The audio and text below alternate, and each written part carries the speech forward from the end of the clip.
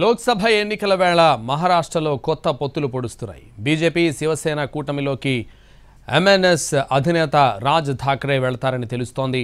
పొత్తులో భాగంగా దక్షిణ ముంబై, షిరిడీ స్థానాలను కోరే అవకాశం ఉంది. మహారాష్ట్ర నవనిర్మాణ సేన అధినేత రాజ్ ఠాక్రే ఎన్డీఏతో జతకట్టబోతున్నారు. బీజేపీ అధిష్టానంతో చర్చలు జరిపేందుకు ఢిల్లీ వెళ్లారు.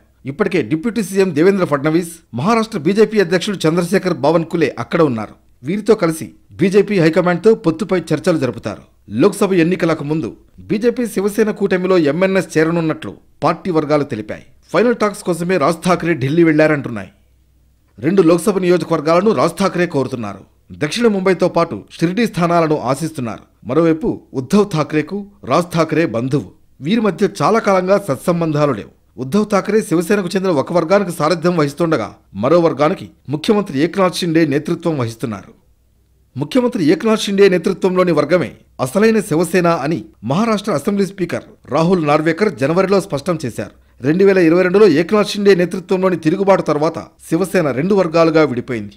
ఆ తర్వాత ఆయన మహారాష్ట్ర ముఖ్యమంత్రి అయ్యారు. ప్రస్తుతం అధికార కూటమిలో బీజేపీ, ఎన్సీపీ, షిండే నేతృత్వంలోని శివసేన ఉన్నాయి.